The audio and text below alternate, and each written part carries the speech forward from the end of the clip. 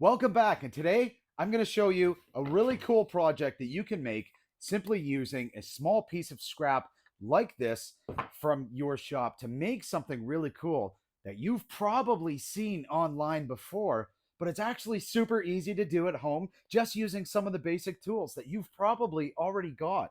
And that is one of these. This is a towel holder, okay? And it just uses scrap wood and a marble. That's it. You can get the marbles at a dollar store. This thing is great because number one, it uses up these pieces that we may not have a purpose for. But when you put a towel into it, wet or dry, it holds it really, really well. But then when you need it released and to take it out, you just pull it out slightly upwards and it releases because of a marble that travels in a mitered channel. So I'm going to show you how to make this hanger, and I'm going to show you a jig that you need to use. So these are some of the basic tools. We are going to need some other tools, and if you have these, it's going to make this project a lot easier. One of them is this a sander, or a very similar sander to this, especially where you can angle the table. That's really going to help. Another one is a miter saw. That is a necessity for this project, preferably one that's sliding if you can. If you don't have a sliding one, there are other ways to do it. You would just have to rework a jig a little bit. And a table saw or a circular saw to be able to cut pieces like this into strips like this. Okay. Outside of that, the other thing that we're going to need is some way to cut a groove out in one of these pieces halfway through. So I use a small bandsaw for that, but you can use a jigsaw, or you can use a dado stack in a table saw, or you can use a router to router out. It's entirely up to you, but there's so many ways to do it. Don't forget to like the video. When you like the video, it actually tells YouTube to share it across YouTube a little bit more, and so more people can see it and build this really, really cool project. So the first step in this project is we've got to make this jig. It's super simple. 2-inch strip of MDF along the back, all 5/8 of an inch thick, exactly 90 degrees here. And we're going to bring the saw blade out 2 3/4 inches from the back, but that 2-inch piece along the back creates an artificial fence. Next, we're going to cut out the back piece of this, and we're going to do that at exactly 2 inches. So you can see here, I've got the table saw currently set up to rip this piece at 2 inches. Now, one thing to keep in mind with this is your blade kerf is about 1/8 of an inch thick. So you want to make sure that you've got the 2 inches on the inside piece and not on the outside.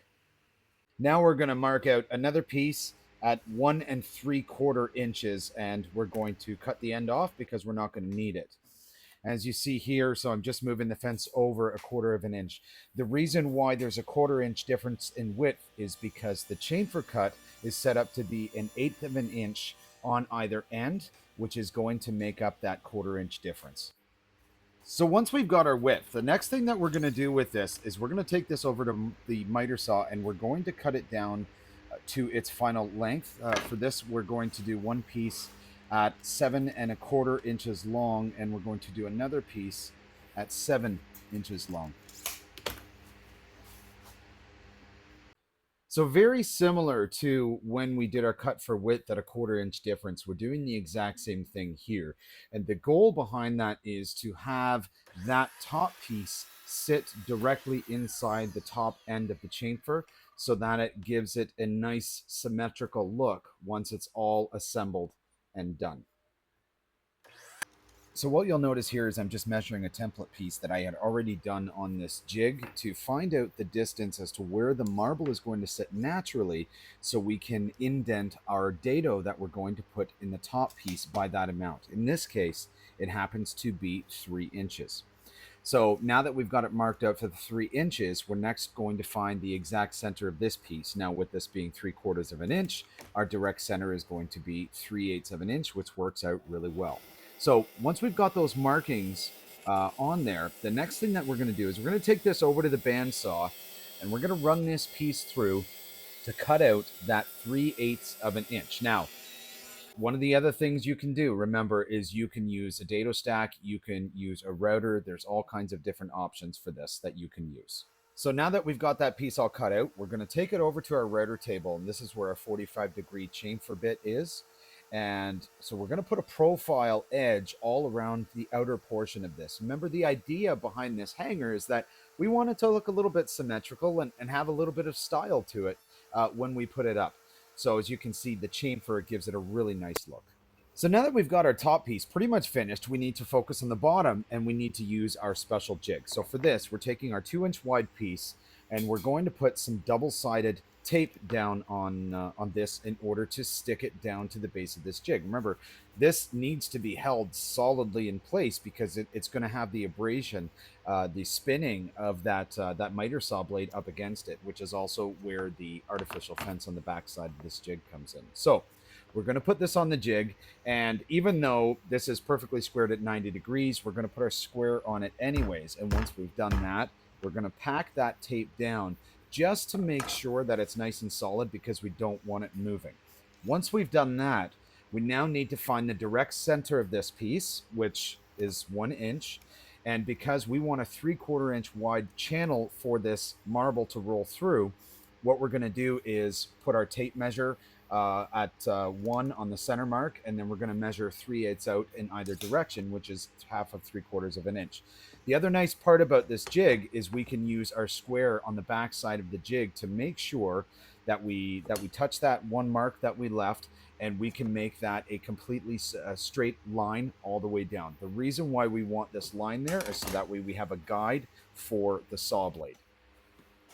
So if you remember, written on that jig, it said 2 3/4 inches. That's the spacing that we need to make sure is right here. The reason we're doing this is to bring the saw blade out from the back, so that way it's not cutting all the way to the back end of our piece. The next thing we need to do is set our depth. Now on my miter saw, it has this nice little piece that pops out with this depth gauge, and you can set it up. I've got it set up so that way it'll cut about a 3/8 of an inch of material. So as you can see here, what I'm doing is I've got this jig pushed on the back fence of the miter saw, and I'm pushing that blade down until it stops. And you'll see I'm gradually making small cuts all the way along, and then I'm going to go back and I'm going to kind of clean that up a little bit. And once I've got a lot of the big stuff out of there, I'm going to shuffle this back and forth in order to just try and clean it up. Remember that nobody's going to see this part, so it's not a big deal.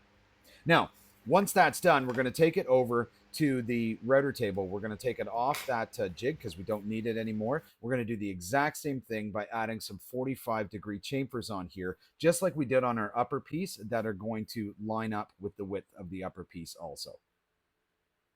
So now that we've got these pieces all cut out and the chamfer's done, it's now time to move on to the sanding. So for this, we're going to sand every side, face, back, and absolutely everything. We really want to make sure that this is covered. Now, really cool part about this sander is this part here where you can tilt this table down to a 45-degree angle. And in doing that, because we used a 45-degree chamfer bit, we can actually sand those chamfers as well to make sure we get them nice and clean.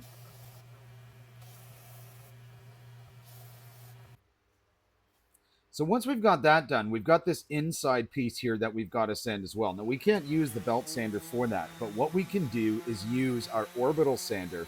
And we don't have to do a lot of sanding to this, really. We just want to get rid of any visible bandsaw marks, in my case. If you're using a dado stack or whatnot, you may not even need to do this, keeping in mind you won't even see this part.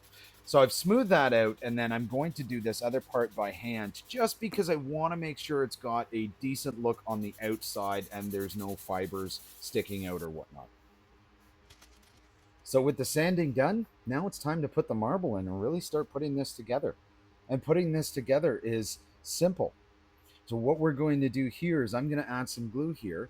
I'm going to use 2 clamps to clamp it together. But the other thing that you can also do is put a little bit of glue on this 3-inch spot, and then you can add some screws from the backside. Because both of these pieces are 3/4 of an inch thick, got about 1.5 inches where you can use maybe some 1 inch, I would say. 1 1/4 inch screws might be pushing it a little bit. But you can use that to put it together as well. Just make sure you put your marble in here before you secure these together, because once they're secured together, there is no getting that marble back out. For this little piece, 2 clamps should be more than enough to hold it. Our next step is to move on to finishing. So I'm using a spray varathane. This is an outdoor-based varathane because These might be towel holders. And I usually use an oil finish, but I'm using a spray this time because I need to get that spray underneath that hook where that marble area is. And so the spray is phenomenal for that, and it does an incredibly good job. And just like that, our towel holder is all done. Now for this one, I put some double-sided tape on the back of it to hold it onto the side of my tool chest. And this is going to hold my shop rags. But it does a really good job. Look at how easily it goes in. And once it's in there, it's solid. Okay, so few things to remember about this. For this, you're going to need some two-sided tape. This is super cheap on Amazon. You're going to need that to hold your piece of wood down to this jig. Okay. So two-sided tape, absolutely essential. The other cool part about having the two-sided tape is you can use that on the back of this to actually stick it to the wall. So it's nice and easy. It could be to a wall. I stuck one to the side of my tool chest for holding my shop rags. So it's entirely up to you, but it's a super easy project to build. You can use your scraps to do it.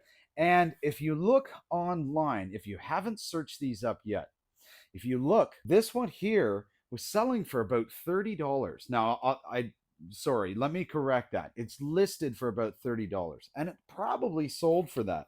But that was for two of these. Realistically, they're less than an hour to make. They really don't take much, and it's using scrap wood. Could be plywood. These are cherry. It could be all kinds of other ones.